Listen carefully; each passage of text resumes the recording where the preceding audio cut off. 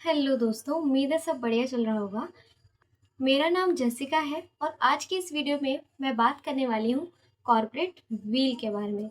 Corporate means होता है company and wheel means होता है पर्दा। यानी ये कंपनीज एक्ट 2013 का ऐसा कॉन्सेप्ट है जो कि कहता है मेंबर अलग है और कंपनी अलग है। मेंबर एंड कंपनी के बीच में एक ऐसा पर्दा है जो मेंबर एंड कंपनी दोनों को अलग करता है। अगर आपने मेरी लास्ट वीडियो देखी है उसमें मैंने बात की थी सेपरेट लीगल एंटिटी के बारे में। थोड़ा सा उसको हम रिवाइज करते हैं। ये मेरी लास्ट वीडियो के नोट्स हैं। इसमें हमने बात की थी कि एक प्रमोटर होता है। प्रमोटर आरओसी के पास सारे के सारे डॉक्यूमेंट फाइल करता है।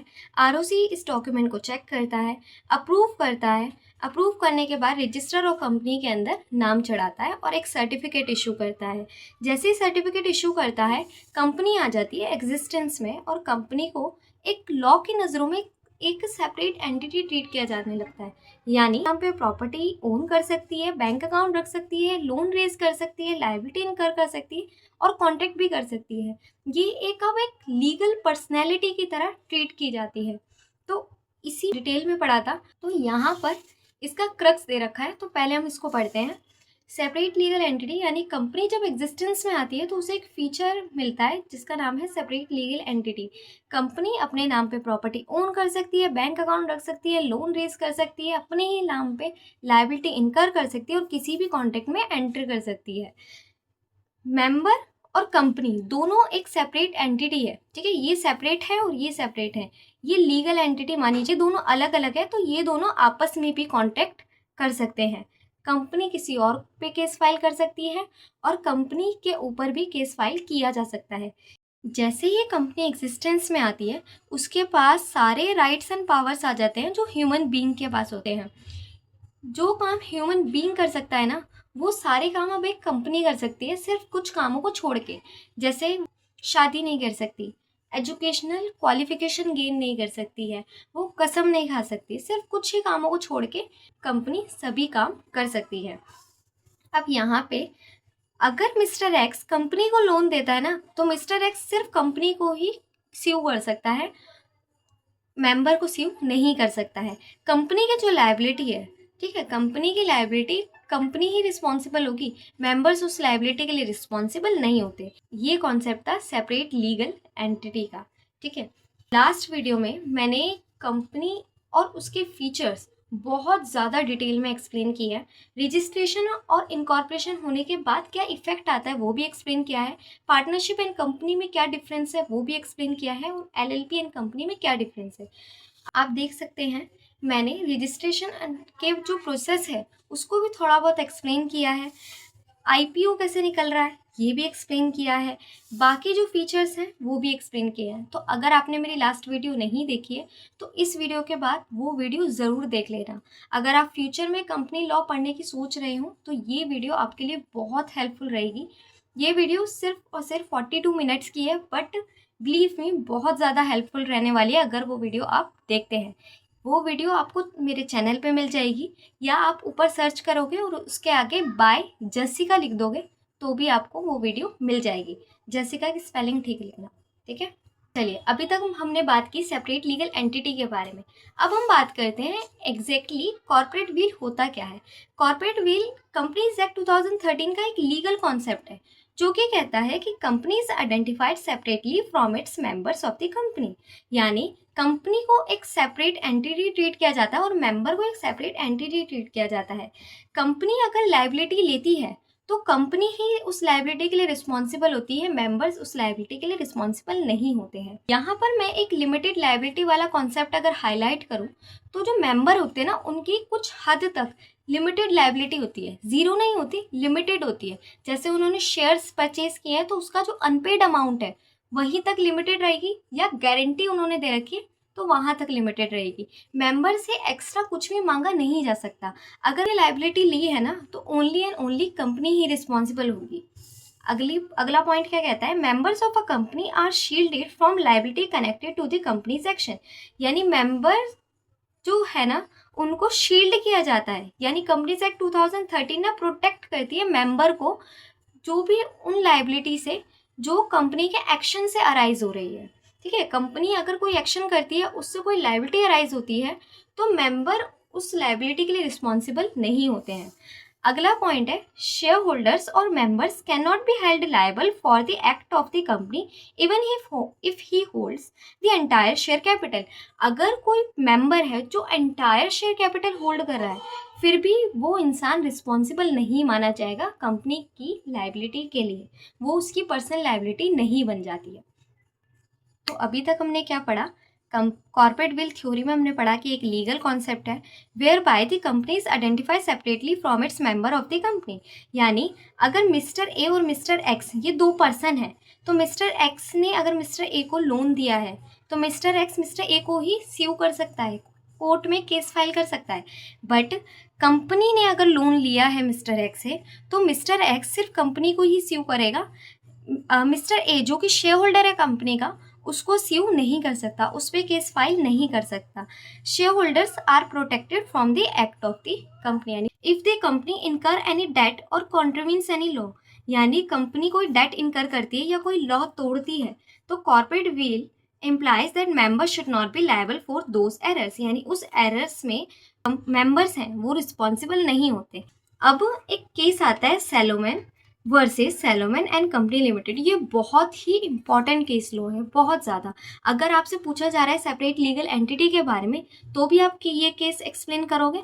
अगर आपसे पूछा जा रहा है कॉर्पोरेट विल के बारे में, तो भी आप ये केस को मेंशन जरूर करके आओगे, ठीक है। Salomon versus Salomon and company limited laid down the foundation of the concept of corporate will और इंडिपेंडेंट कॉर्पोरेट पर्सनैलिटी।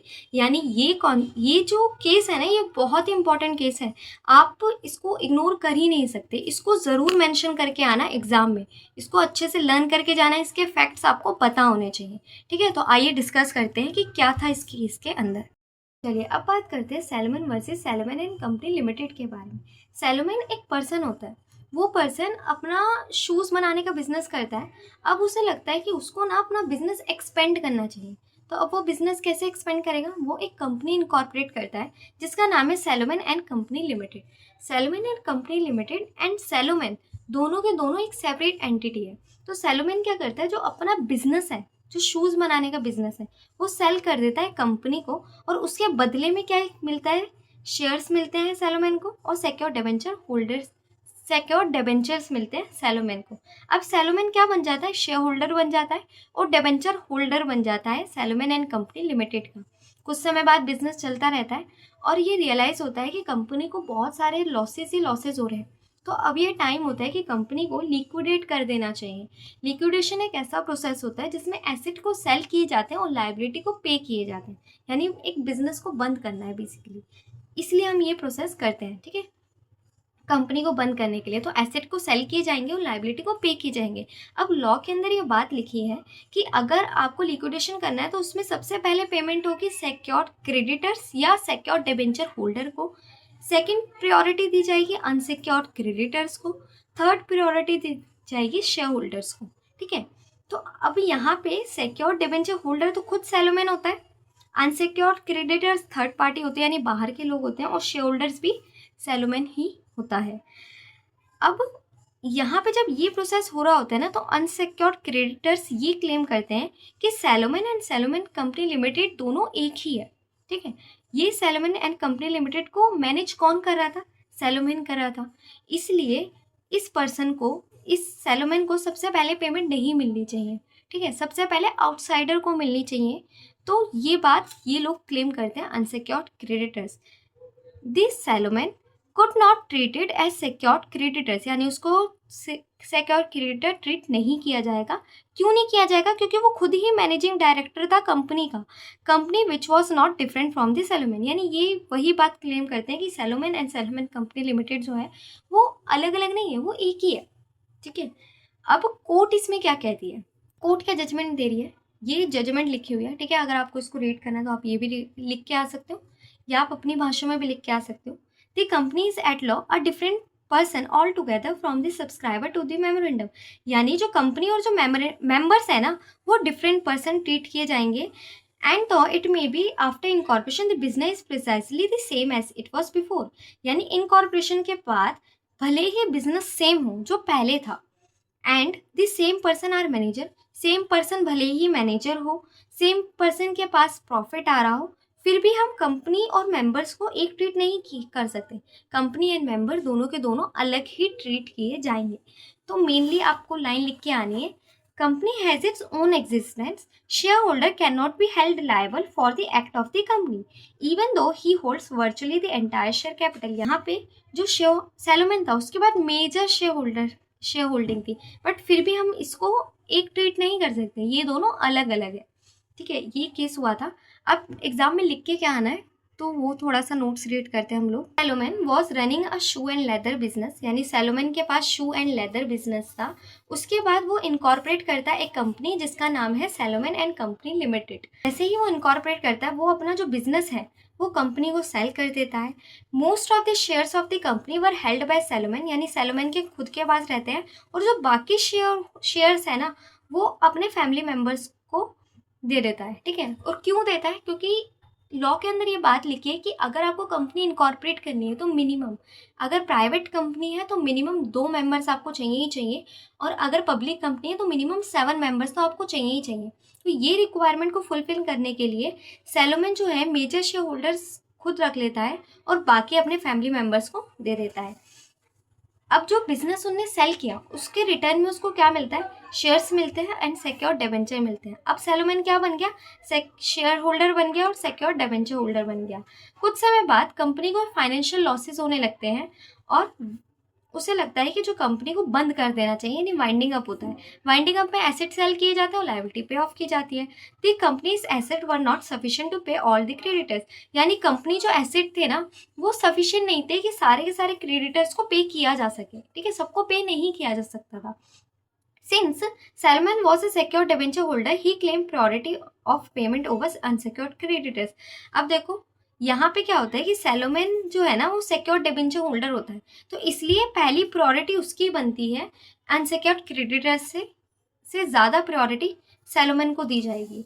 आगे क्या होता है, the unsecured creditors argue that Salomon and the company were the same entity, यानी जो Salomon and company है ना same entity है, therefore Salomon should be personally liable. तो जो सैलोमन है ना वो पर्सनली लायबल होना चाहिए, उसको पहले पेमेंट नहीं मिलनी चाहिए, पहले आउटसाइडर को मिलनी चाहिए। However the court held that the company had a separate legal entity distinct from its member, यानी कोर्ट कहता है कि जो कंपनी है ना वो एक सेपरेट लीगल एंटिटी है और सेपरेट है मेंबर से। तो Salomon was not a personally liable for the company's debt. चलिए, अभी तक हमने बात की कॉर्पोरेट वेल के बारे में। कॉर्पोरेट वेल कॉन्सेप्ट क्या कहता है कि कंपनी अलग है, मेंबर अलग है, कंपनी की जो लायबिलिटी है उसके जिम्मेदार मेंबर नहीं होते हैं। ठीक है, तो आपको नहीं लगता कि यहाँ पे कंपनी का एक गलत फ़ायदा उठाया जा सकता है, यानी कंपनी एक आर्टिफिशियल पर्सन है, वो खुद से काम तो नहीं कर सकती, इसे काम कौन कराएगा, एक ह्यूमन बीइंग ही तो कराएगा। तो यहाँ पे ना कंपनी का और इस कॉन्सेप्ट का एक गलत फ़ायदा उठाया जा सकता है। कोई भी इंसान कंपनी से कुछ भी काम करा सकता है और फिर बाद में ये क्लेम कर सकता है कि कंपनी अलग है और मैं अलग हूँ। ठीक है, तो इसलिए कंपनीज एक्ट 2013 में ये कॉन्सेप्ट डाला गया जिसका नाम है लिफ्टिंग ऑफ कॉर्पोरेट व्हील या exemption of corporate wheel. Corporate wheel एक जनरल रूल है, ठीक है, वो कहता है कि कंपनी अलग है और मेंबर अलग है, बट इसकी भी एग्जेप्शन है। कुछ केसेस ऐसे हैं जिसमें हम कंपनी और मेंबर दोनों को एक ही ट्रीट करेंगे। ठीक है, वो कौन से केसेस हैं आगे हम लोग पढ़ेंगे।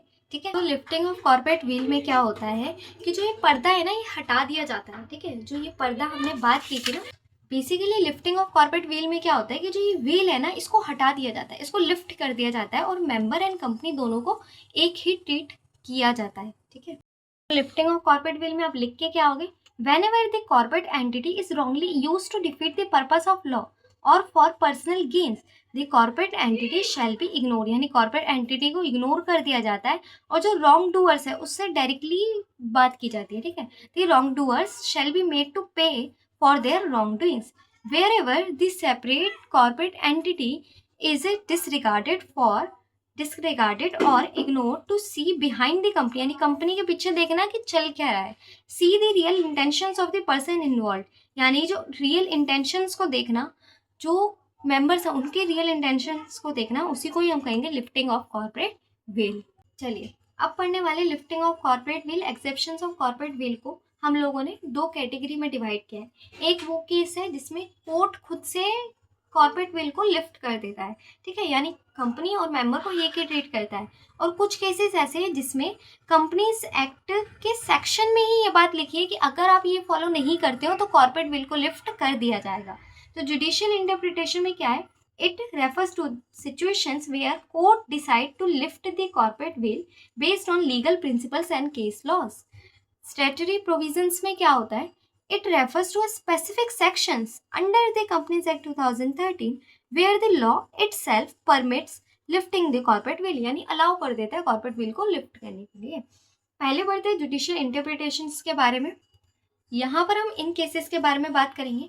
कुछ बुक्स में लिखा है ट्रेडिंग विद एनिमी, कुछ बुक्स में लिखा है रियल कैरेक्टर्स को फाइंड करना। तो आप बात एक ही है, ठीक है, ऐसा कुछ नहीं है कि कंपनीज एक्ट 2013 आप अगर सीए के बच्चे तो उनको अलग पढ़ाया जा रहा है, अगर आप बीकॉम के बच्चे उनको अलग पढ़ाया जा रहा है, ऐसा नहीं है। कंपनीज एक्ट 2013 कंपनीज एक्ट 2013 ही होता है, सबको एक जैसा ही पढ़ाया जाता है। बस फर्क इतना है कि अगर किसी का 18 नंबर का क्वेश्चन आ रहा है और वहाँ पे कंटेंट बढ़ाना है तो उसमें क्या होता है, एक ही चीज़ को बार बार अलग अलग तरह से एक्सप्लेन कर दिया जाता है, ठीक है। ऐसा कुछ नहीं है कि अगर कंपनीज एक्ट 2013 में अगर आप फीचर्स देखोगे तो किसी में 5 फीचर्स दिए, किसी में 8 दिए, किसी में 12 भी दिए, ठीक है। तो एक ही चीज़ को बार बार अलग अलग तरीके से एक्सप्लेन कर दिया जाता है। ऐसा कुछ नहीं है कि कंपनीज एक्ट 2013 सबको अलग अलग पढ़ाया जाता है। तो अगर आपकी बुक में ट्रेडिंग विद एनिमी लिखा है तो वो पढ़ लो, रियल कैरेक्टर लिखा है तो वो पढ़ लो। केस एक ही है, Daimler company limited and continent rubber tyre limited, बात एक ही है। आप ये भी एक्सप्लेन करके आओगे तो भी आपको मार्क्स मिलेंगे, ठीक है। नेक्स्ट आता है कि कंपनी का यूज़ करना टैक्स को चुराने के लिए, लीगल ऑब्लिगेशन को अवॉइड करने के लिए कंपनी का यूज़ करना, यानी कंपनी की एक सब्सिडरी को फॉर्म करना एजेंट की तरह ट्रीट करने के लिए, या कंपनी को एक फ्रॉड के लिए या किसी लॉ को डिफीट करने के लिए यूज़ करना, या कोई कॉन्ट्रैक्ट किया था आपने और उस कॉन्ट्रैक्ट को अवॉइड करने के लिए आपने एक कंपनी का फॉर्मेशन किया। ये केसेस हम लोग अभी पढ़ेंगे, ठीक है। अगर आपको वीडियो पसंद आ रही है ना तो वीडियो को लाइक करना, चैनल को सब्सक्राइब करना और वीडियो को बहुत सारा शेयर करना सो दैट बाकी लोग भी इस वीडियो को देख पाए, ठीक है। चलिए, जुडिशियल इंटरप्रिटेशन का case number 1 trading with enemy. इसमें जो कोर्ट है ना वो कंपनी का रियल कैरेक्टर को डिटरमाइन करती है कि जो कंपनी है वो हमारी फ्रेंड है या एनिमी है। इसके बाद डिसाइड करती है कि कॉर्पोरेट विल लिफ्ट करनी चाहिए या नहीं करनी चाहिए। Corporate veil can be lifted to determine the real character of the company, यानी कंपनी हमारे लिए दोस्त है या दुश्मन है। इट इज़ ट्रू, ये बात बिल्कुल सच है कि जो कंपनी है ना वो एक नेचुरल पर्सन नहीं है। तो कंपनी के पास ना ही दिमाग है और ना ही समझ है, राइट। तो जब उसके पास दिमाग और समझ नहीं है तो वो कोई भी फ्रेंड या दोस्त नहीं बन सकती, कंपनी फ्रेंड या दोस्त नहीं बन सकती। बट फिर भी हम कंपनी को एनिमी कंपनी मानते हैं तब जब किसी कंपनी के जो अफेयर्स है वो उस कंट्री के द्वारा कंट्रोल किए जा रहे हैं जिस कंट्री के साथ हमारा वॉर छिड़ा हुआ है, समझे। जैसे एग्जाम्पल देखो आप इंडिया में रहते हैं और ये फॉरेन कंट्री के सिटीजन्स हैं। अब ये जो सिटीजन है ना ये हमारे लिए या तो फ्रेंड हो सकते हैं या हमारे लिए एनिमी हो सकते हैं, राइट। अगर देखो नॉर्मल सिचुएशन है, अगर बिल्कुल नॉर्मल सिचुएशन है तो ये जो फॉरेन कंट्री के सिटीजन्स हैं ना ये हमारे लिए अलायन फ्रेंड माने जाएंगे। लेकिन अगर इंडिया और फॉरेन कंट्री के बीच में वॉर हो जाता है तो जितने भी लोग फॉरेन कंट्री में रह रहे हैं वो सभी के सभी हमारे लिए अलायन एनिमी ट्रीट किए जाएंगे। और कोई भी कॉन्ट्रैक्ट अगर आप अलायन एनिमी के साथ करते हैं तो वो कॉन्ट्रैक्ट वॉइड माना जाता है। तो इसमें एक केस आता है Daimler company limited versus continental tyre and company limited. इस केस को समझने के लिए पहले हम थोड़ा ये समझते हैं। देखो इंडिया में 2 कंपनीज थी, कंपनी 1 और कंपनी 2। कंपनी 1 और कंपनी 2 दोनों आपस में बहुत सारे कॉन्ट्रैक्ट्स किया करती थी। कंपनी 1 कंपनी 2 को रबर सेल करती थी और कंपनी 2 कंपनी 1 को पेमेंट किया करते थे, ठीक है। और ये एक फॉरेन कंट्री है जिनके ये सिटीजन्स हैं। कुछ समय बाद क्या होता है, इंडिया और फॉरेन कंट्री दोनों वॉर में आ जाते हैं। इसलिए फॉरेन कंट्री के जितने भी सिटीजन्स हैं वो हमारे लिए अब क्या हो जाएंगे, अलायन एनिमी हो जाएंगे। अब नॉर्मली वॉर के बाद देखा जाए ना कि कंपनी 1 और कंपनी 2 दोनों की दोनों इंडियन कंपनी है तो इनका जो कॉन्ट्रैक्ट है बहुत वैलिड है, ठीक है, बिल्कुल वैलिड है। बट बाद में ये नोटिस किया जाता है कि जो कंपनी 2 के शेयर होल्डर्स और डायरेक्टर्स है ना वो अलायन एनिमी है, यानी वो सारे के सारे फॉरेन कंट्री में, यानी कंपनी 2 के जितने भी शेयर्स हैं उसमें मेजर शेयर होल्डर्स ना अलायन एनीमी है। हम कह सकते हैं कि कंपनी टू को कौन कंट्रोल कर रहा है, अलायन एनिमी कंट्रोल कर रहा है। यानी कंपनी टू के जितने भी अफेयर्स हैं वो कौन कंट्रोल कर रहा है, कौन डिसीजन ले रहा है, अलायन एनिमी डिसीजन ले रहे हैं। अब देखो जनरल रूल कहता है कि जो कंपनी टू है और उसके जो शेयर होल्डर्स एंड डायरेक्टर्स हैं वो अलग है, यानी मेंबर्स अलग है और कंपनी अलग है। जनरल रूल हमें ये कह रहा है। यानी जो कंपनी वन है उन्होंने कॉन्ट्रैक्ट तो कंपनी टू के साथ किया ना, उनके शेयर होल्डर डायरेक्टर के साथ तो नहीं किया। शेयर होल्डर डायरेक्टर्स और कंपनी टू दोनों के दोनों अलग अलग एंटिटी है, अलग अलग मानी जाती है कॉर्पोरेट विल कॉन्सेप्ट के हिसाब से। बट इस केस में क्या होगा कि कोर्ट ना कॉर्पोरेट विल के कॉन्सेप्ट को लिफ्ट कर देगी, यानी कॉर्पोरेट विल को लिफ्ट कर देगी और कंपनी टू और उसके शेयर होल्डर्स को एक ही ट्रीट करेगी। यानी कंपनी टू भी अब क्या बन गई, एक एनिमी कंपनी बन गई, और एनिमी कंपनी के साथ भी कॉन्ट्रैक्ट करना वैलिड नहीं होता है। ठीक है, चलिए उम्मीद है आपको ये समझ आया होगा। अब यहाँ देखो, यहाँ देखो Daimler company limited versus continental tyre and rubber company limited. जो मैंने अभी समझाया वही केस ये है। ठीक है, वही फैक्ट्स इसमें भी है। ओके, मेन केस यही है। ठीक है, वो मैंने समझाया आपको, एक्स्ट्रा है जिससे आपको ये केस समझ आ जाए। चलिए शुरू करें। देखो जर्मन के अंदर जर्मन सिटीजन्स ने एक कंपनी को इनकॉर्पोरेट किया, ठीक है, जो कि टायर एंड रबर को मैन्युफैक्चर करती थी। यानी ये क्या हो गई, एक जर्मन कंपनी हो गई। अब जो जर्मन सिटीजन थे ना उनको अपना बिजनेस को बढ़ाना था, तो उन्होंने एक और कंपनी इनकॉर्पोरेट की इंग्लैंड के अंदर। एक कंपनी इनकॉर्पोरेट की और वो कंपनी किस लिए यूज़ की जाती थी, मोटर और टायर जो जर्मनी के अंदर मैन्युफैक्चर किए गए हैं उनको सेल करने के लिए, इंग्लैंड में सेल करने के लिए हम लोग ये जो कंपनी इनकॉर्पोरेट की थी जर्मन सिटीजन्स ने। ये कंपनी टू है। कंपनी वन और कंपनी टू ये दोनों आपस में बहुत सारे कॉन्ट्रैक्ट्स किया करती थी, बहुत सारे कॉन्ट्रैक्ट्स। ठीक है, कुछ समय बाद क्या होता है, वर्ल्ड वॉर वन आ जाता है, राइट, और इंग्लैंड एंड जर्मन दोनों आपस में वॉर में आ जाते हैं।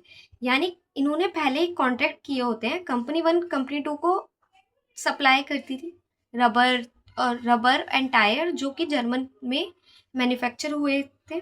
कंपनी टू कंपनी वन को अमाउंट पे करती थी। अब क्या हो गया, वॉर छिड़ गया, तो इसलिए कोई भी ट्रांजेक्शन अब नहीं हो सकती, कोई भी ट्रांजेक्शन। तो पहले क्या होता था, पहले क्या हुआ था कि कंपनी वन ने कंपनी टू को कुछ गुड्स सप्लाई किए थे, उसकी पेमेंट रहती थी। तो कंपनी वन ने केस सूट फाइल किया सारे के सारे ट्रेड डेट को रिकवर करने के लिए। तो कोर्ट कहती है कि the court lifted the corporate veil and found that company was actually controlled by enemy person. यानी जो कंपनी वन है वो एनिमी पर्सन कंट्रोल कर रहे हैं, राइट। ये कौन सी कंपनी, ये वो कंपनी है जो जर्मन के लोगों ने इनकॉर्पोरेट की थी। ठीक है, तो यहाँ पे the court lifted the corporate veil and found that the company one was actually controlled by enemy person. Therefore the house of law treated it as enemy company. यानी कंपनी वन क्या बन गई, एनिमी कंपनी बन गई। And did not allow it to continue action during a war time. यानी जब तक war छिड़ा हुआ है तब तक company one and company two में अब कोई भी ट्रांजेक्शन्स नहीं हो सकती है। Case number two, corporate entity is use to avoid और इवेट टैक्स, जिसमें हम केस लॉ पढ़ेंगे डिनशो मैनेक्जी पैटेट 1927 का। यहाँ पर कॉर्पोरेट एंटिटी का यूज किया जाता है टैक्स को बचाने के लिए या चुराने के लिए। ठीक है, केस लॉ हम देखते हैं, डिनशो मैनेक्जी पैटेट। इस केस के अंदर एक पर्सन था, मान लो डिनशो, मिस्टर डिनशो एक पर्सन था जिसने बहुत सारे शेयर्स और डिबेंचर्स ले रखे थे। अब शेयर से रिटर्न में क्या आता है, डिविडेंड आता है, तो उसके पास डिविडेंड इनकम आती थी और इंटरेस्ट इनकम आती थी। डिबेंचर से इंटरेस्ट मिलता है और इंटरेस्ट इनकम आती थी। अब जो डिविडेंड और इंटरेस्ट इनकम आती थी ना वो बहुत ही ह्यूज होती थी, बहुत ही बड़ी अमाउंट की होती थी, मान लो 2 करोड़। ठीक है, तो 2 करोड़ की उसके पास इनकम आती थी और उस पर अगर रफली कैलकुलेट किया जाए तो 20 लाख का टैक्स बनता था। तो अब देखो मिस्टर डिनशो ने क्या दिमाग लगाया, मिस्टर डिनशो ने क्या किया, मिस्टर डिनशो ने क्या किया कि जो शेयर्स और डिबेंचर्स जिसके थ्रू उसे इनकम आती थी, यानी शेयर्स पे क्या मिल रहा था, डिविडेंड मिल रहा था, डिबेंचर पे मिल रहा था इंटरेस्ट, तो डिनशो ने क्या किया, जो शेयर्स एंड डिबेंचर से इनकम आ रही थी वो कंपनीज को ट्रांसफर कर दी। यानी मिस्टर डिनशो ने 4 कंपनी बनाई जो किसी काम के लिए नहीं बनाई थी, कोई बिजनेस करने के लिए नहीं बनाई थी। ऐसे ही 4 कंपनीज उसने बना दी और अपने पास जितने भी शेयर्स एंड डिबेंचर्स हैं वो ट्रांसफर कर दिए बाकी कंपनीज पर। ठीक है। अब जो शेयर्स एंड डिबेंचर से इनकम आ रही थी वो किसको आने लग गई, इन कंपनीज को आने लग गई, यानी 50 लाख 50 लाख 50 लाख 50 लाख इनको इनकम आने लग गई। अब कंपनीज के पास पैसा है, राइट, तो डिंशो ने क्या किया, कंपनी से लोन लेना स्टार्ट कर दिया। ठीक है। अब क्या होता है कि लोन पे ना कोई भी टैक्स नहीं लगता, तो मिस्टर डिंशो ने लोन लेना स्टार्ट कर दिया, और ये वो लोन होता था जो ये कंपनीज कभी वापस ही नहीं मांगती थी। तो अब क्या हुआ कि मिस्टर डिंशो टैक्स से बच गया, राइट। अब मिस्टर डिंशो को कोई भी टैक्स देना नहीं पड़ेगा, क्यों, क्योंकि वो तो लोन ले रहा है, तो लोन पे कोई टैक्स नहीं लगता। तो उसने क्या किया, 20 लाख के जो टैक्स पे करना होता वो टैक्स उसने बचा लिया, यानी चोरी करी है, ठीक है, इवेट किया है, अवॉइड किया है ये ऑब्लिगेशन को। Here the purpose of this company is to evade tax, यानी टैक्स की चोरी करना। कंपनी किस लिए बनाई, टैक्स की चोरी करने के लिए बनाई। तो अब क्या कोर्ट क्या करती है, कोर्ट पहले चेक करती है एंड देन वो डिसीजन लेती है। अब देखो नॉर्मल जनरल रूल क्या कह रहा है, जनरल रूल कह रहा है कि कंपनी वन और जो मिस्टर डिंशो है ना वो अलग अलग है, ठीक है। इन दोनों के बीच में क्या है, एक पर्दा है, कॉर्पोरेट विल है। यहाँ पे कोर्ट देखती है कि ये कंपनी का जो पर्पस था वो टैक्स इवेट करने का था, इसलिए कॉर्पोरेट विल को लिफ्ट कर देती है। कोर्ट क्या करती है, कॉर्पोरेट विल को लिफ्ट कर देती है, यानी अब कंपनी वन और डिंशो क्या है, एक ही है, और डिंशो को अब क्या करना पड़ेगा, टैक्स पे करना पड़ेगा। ठीक है। अगला केस है कंपनी का यूज करना लीगल ऑब्लिगेशन को अवॉइड करने के लिए, ठीक है, या वेलफेयर लेजिस्लेशन। इसमें ये केस है workman of associated rubber industry limited versus associated rubber industry limited. ठीक है। यहाँ पे क्या होगा कि जो ड्यूटी है, जो लीगल ड्यूटी है, उसको अवॉइड करने के लिए कंपनी का फॉर्मेशन होगा, जिसमें एक बहुत ही पॉपुलर केस लॉ है workman of associated rubber industry limited versus associated rubber industry limited. इस केस के अंदर क्या होता है, ए लिमिटेड बी लिमिटेड के शेयर्स को परचेज करती है, जिसके बदले में क्या देती है, 4,50,000 देती है। यानी ए लिमिटेड के पास अब क्या आ गया, ए लिमिटेड के पास बी लिमिटेड के शेयर्स आ गए, और उस शेयर्स के बदले में क्या मिलती है, डिविडेंड इनकम मिलती है। अब क्या हुआ, जो डिविडेंड इनकम मिल रही है ना वो प्रॉफिट एंड लॉस में शो हो रही है, और प्रॉफिट एंड लॉस में शो होने की वजह से जो प्रॉफिट है वो ज़्यादा दिखाई दे रहा है। ठीक है। तो अब क्या हो, ये क्या होता है कि जो ये प्रॉफिट है ना वो वर्कमैन के बोनस को कैलकुलेट करने के लिए यूज़ किया जाता है, जिससे क्या होगा कि ज़्यादा प्रॉफिट मतलब ज़्यादा बोनस, राइट। तो कंपनी क्या करेगी, कंपनी इसी ऑब्लिगेशन को अवॉइड करने के लिए अपना प्रॉफिट कम करने की कोशिश करेगी। ठीक है। कैसे करेगी वो, ए लिमिटेड सी लिमिटेड फॉर्म करती है, यानी सी लिमिटेड एक कंपनी है, सी लिमिटेड को इनकॉर्पोरेट करती है, जो कि सब्सिडरी कंपनी होती है ए लिमिटेड की।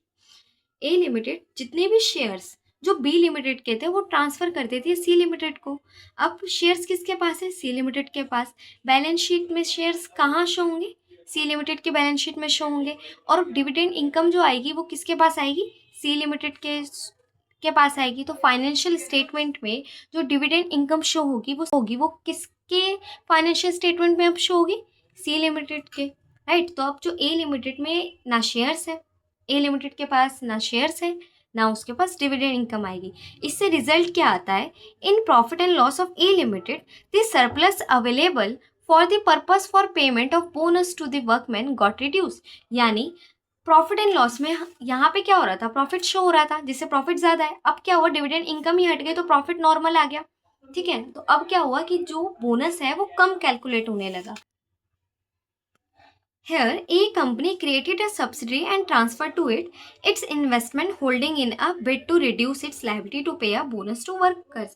यानी जो लाइबिलिटी थी, ए लिमिटेड की लाइबिलिटी थी वर्कमैन को बोनस देने की, और बोनस कैसे कैलकुलेट हो रहा था, प्रॉफिट पे कैलकुलेट हो रहा था।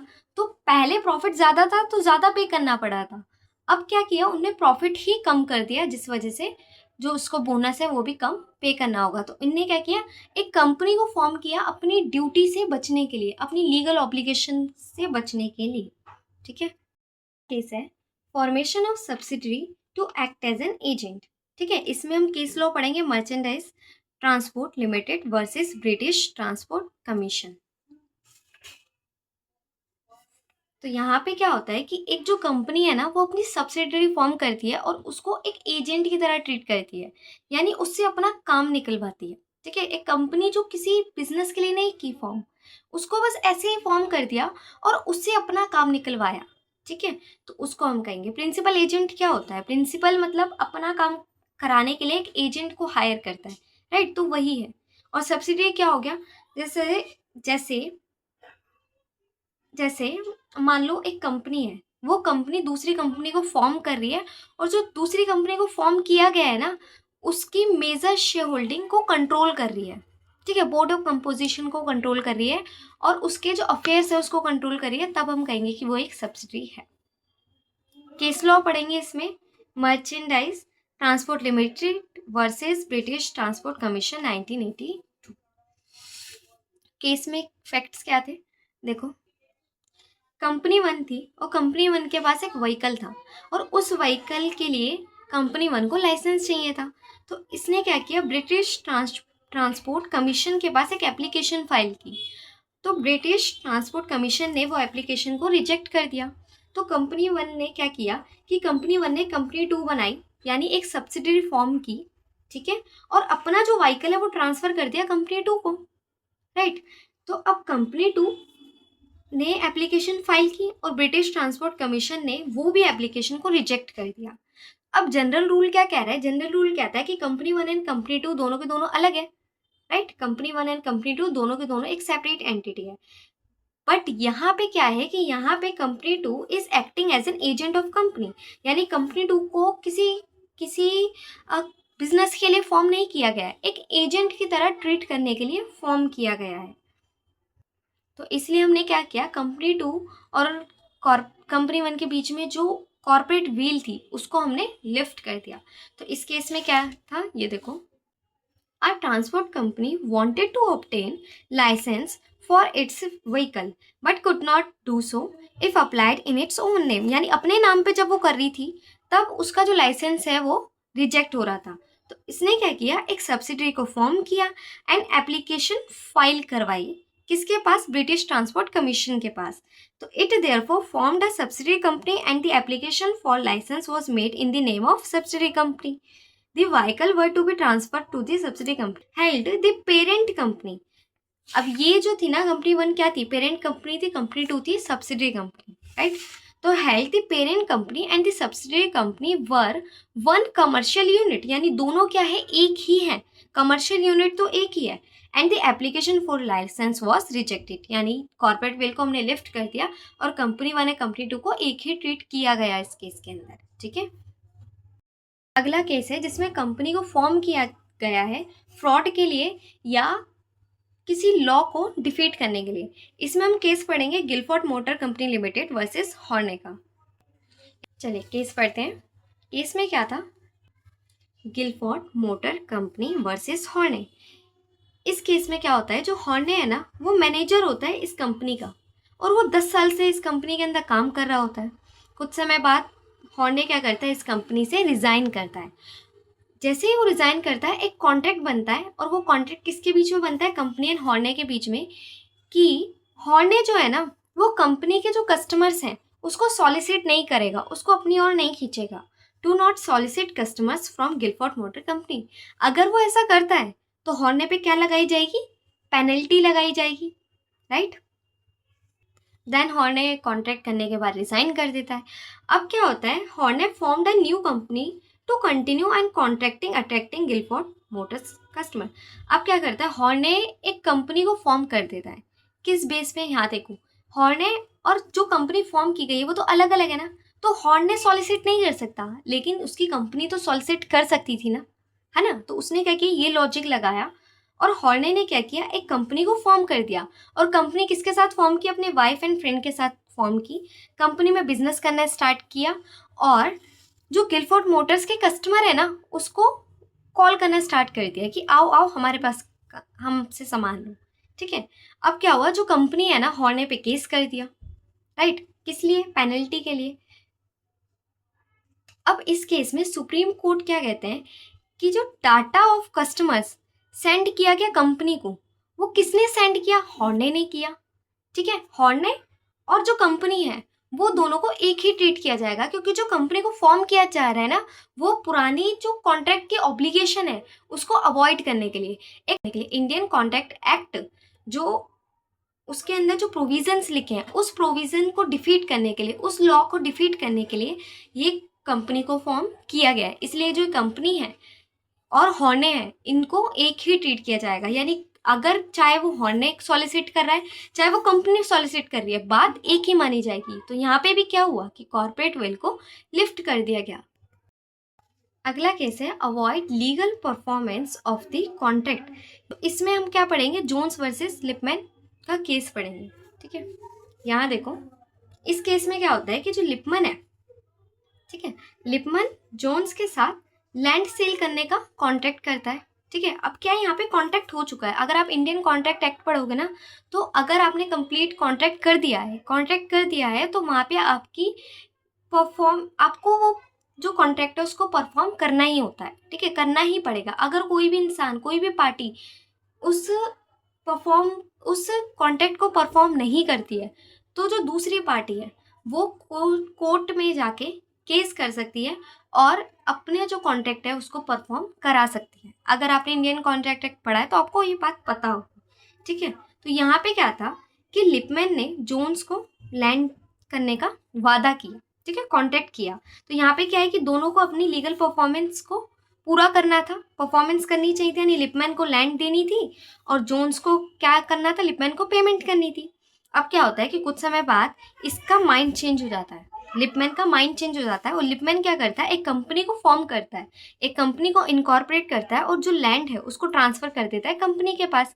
और फिर बाद में कहता है कि देखो मैं तो अलग हूँ और कंपनी अलग है, लैंड मेरी है ही नहीं, है ना। तो ये कॉर्पोरेट विल का फायदा उठा रहे हैं यहाँ पर। तो यहाँ पे कोर्ट क्या कहती है, अगेन कोर्ट कॉर्पोरेट विल को लिफ्ट कर देती है एंड कंपनी लिपमैन एक है। अब क्या है, लिपमैन को जो ये लीगल परफॉर्मेंस है उसको पूरा करना ही होगा। तो Lipman had contracted to sell his land to Jones, but later changed his mind. To evade the contract, he formed a company and sold his land to it. The court held the seller of a land and the company were one and the same entity and made him sell his land to Jones, with whom he made commitment in the first place. ठीक है, अब देखो पिछले वाले point के साथ अब confuse मत होना, जिसमें डिफीट किया गया था लॉ को, इसमें भी लॉ को ही डिफीट किया जा रहा है। इसमें भी कॉन्ट्रैक्ट को अवॉइड करा ही जा रहा है। कॉन्ट्रैक्ट क्या है, एक लॉ ही तो था ना, कि एक लीगल परफॉर्मेंस है, रूल थे जिसको फॉलो नहीं किया गया, कुछ प्रोविजन थे जिसको फॉलो नहीं किया गया। तो कंफ्यूज नहीं होना, आप ये वाला पॉइंट उसमें भी लिख सकते हैं, वो वाला पॉइंट इसमें भी लिख सकते हैं। तो कंफ्यूज नहीं होना। आप जो मेन हेड है ना वो कुछ भी अपने हिसाब से बना सकते हैं, बस आपको जो केसेस है वो याद होने चाहिए, उसमें जो फैक्ट हुए हैं वो याद होने चाहिए। भले ही उसमें जो नाम, कुछ टेक्निकल टर्म्स हैं वो याद हो या ना हो, आपको फैक्ट्स सभी केसेस के पता होने चाहिए। चलिए, जुडिशियल इंटरप्रिटेशन के सभी केसेस हमने कवर कर लिए। अब स्टैट्यूटरी प्रोविजंस के हम लोग केस कवर करेंगे। ठीक है, statutory provision, reduction in number of members below statutory minimum. देखो कंपनीज एक्ट 2013 में ना मेंबर्स की मिनिमम रिक्वायरमेंट दे रखी है। जैसे पब्लिक कंपनी में 7 चाहिए एंड प्राइवेट कंपनी में 2 चाहिए। लेकिन अगर पब्लिक कंपनी में मेंबर 7 से कम हो जाते हैं और 2 से कम हो जाते हैं प्राइवेट कंपनी में, और बिजनेस फिर भी 6 महीने से ज़्यादा समय तक बिजनेस कर रही है, ठीक है, कंपनी फिर भी बिजनेस कर रही है 6 महीने से ज़्यादा समय तक, तो उस केस में जितनी भी लायबिलिटी उस टाइम पीरियड में अराइज हुई होगी, उसके लिए जितने भी मेंबर्स वो काम कर रहे थे ना, वो पर्सनली लायबल हो जाएंगे। जैसे इसके लिए एक एग्जांपल लेते हैं। मान लो पब्लिक कंपनी है, अब पब्लिक कंपनी में ना 5 मेंबर्स हो गए हैं, ठीक है, लेकिन फिर भी 5 मेंबर्स के साथ ही कंपनी 6 महीने से ज़्यादा समय तक काम करी जा रही है। तो उस केस में से मेंबर 5 हुए हैं, यानी जब से मेंबर 5 हुए हैं तब से लेके आज तक जितनी भी लायबिलिटी अराइज हुई होगी ना, उसके लिए वो 5 मेंबर पर्सनली लायबल हो जाएंगे। ठीक है, ये प्रोविजन ये कहता है section 3A। Fraudulent conduct during winding up. Winding up एक ऐसा प्रोसेस होता है जिसके अंदर सारे एसेट को सेल किया जाता है और लायबिलिटीज को पे ऑफ किया जाता है। लेकिन वाइंडिंग अप के प्रोसेस में अगर ये बात पता चलती है कि ये बिजनेस इसलिए किया गया था जिससे हम क्रेडिटर्स को फ्रॉड कर सकें, ठीक है, तो उस केस में ट्रिब्यूनल ये डिसीजन ले सकती है कि जितनी भी जो लायबिलिटी अराइज हुई है उसके लिए जितने भी मेंबर्स हैं वो पर्सनली लायबल होंगे। नेक्स्ट है fraudulent application for removal of name. इस केस में अगर कोई भी कंपनी अपना नाम चेंज करने के लिए एप्लीकेशन डालती है सिर्फ इस इंटेंशन से कि वो अपनी जो लाइबिलिटीज़ हैं उससे बच जाएगी या वो क्रेडिटर्स को डिसीव कर पाएगी, तो उस केस में जितने भी जो पर्सन है जो इसमें इन्वॉल्व है तो वो पर्सनली लायबल हो जाते हैं। नेक्स्ट आता है investigation of ownership of company. इसमें जो सेंट्रल गवर्नमेंट है ना वो इन्वेस्टिगेट कर सकती है कि एक कंपनी का रियल ओनर कौन है। ठीक है, The central government can investigate the real person who are financially interested in or actually controlling the company। यानी कौन लोग फाइनेंशियल इंटरेस्टेड हैं और कौन लोग एक्चुअली कंट्रोल कर रहे हैं कंपनी को, ये फाइन कर सकती है। और ये प्रोविज़न एक ऐसा प्रोविज़न है जो कि हेल्प करता है कॉर्पोरेट विल को लिफ्ट करने में और आइडेंटिफाई करने में कि इसका ट्रू ऑनर कौन है और कंट्रोल किसके हाथ में है। नेक्स्ट आता है मिस स्टेटमेंट ऑफ प्रोस्पेक्टस। देखो, शेयर इशू किए जाता है ना, उससे पहले प्रोस्पेक्टस निकाला जाता है और प्रोस्पेक्टस में कंपनी की सारी डिटेल होती है, कंपनी के फ्यूचर गोल्स होते हैं, वो किस लिए पैसा रेज कर रहे हैं, इस बात की सारी डिटेल होती है। तो अगर प्रोस्पेक्टस के अंदर कोई भी मिसलीडिंग स्टेटमेंट डालते हैं तो जितने लोगों ने मिसलीडिंग स्टेटमेंट डाली है, जितने लोग इस बात के लिए रिस्पॉन्सिबल है, उन्हें पर्सनली लायबल किया जाएगा, जितनी भी लाइबिलिटीज हैं। So, if a prospectus contains false or misleading statement, the director and other responsible person may be held personally liable. They can face civil liability to compensate investor for losses as well as criminal liability such as fine or imprisonment। तो देखो, civil liabilities वो होती हैं जिनको आप set of कर सकते हो और क्रिमिनल लाइबिलिटीज वो होती है जिसको सेट ऑफ नहीं किया जा सकता। ठीक है, तो criminal liability such as fine और imprisonment under companies act 2013। Next point है failure to refund application money. देखो, जो शेयर्स होते हैं ना, शेयर्स को जब इशू किया जाता है तो उसका जो अमाउंट है वो इंस्टॉलमेंट में आता है। जैसे 10 रुपये का शेयर है तो 2 रुपये अभी आ गए, 3 रुपये बाद में आ गए। ठीक है, ऐसे करके इंस्टॉलमेंट में आते हैं। तो स्टार्टिंग में जब शेयर्स को इशू किया जाता है ना तो एप्लीकेशन मनी मंगाई जाती है। ठीक है, देखो, कंपनीज एक्ट 2013 में ना एक मिनिमम सब्सक्रिप्शन अमाउंट दे रखा है कि इतना तो होना चाहिए। अगर इतनी एप्लीकेशन नहीं आई है ना आपकी, अगर इतनी अमाउंट की एप्लीकेशन नहीं आई है तो उस केस में सारी एप्लीकेशन मनी आपको रिटर्न करनी पड़ेगी।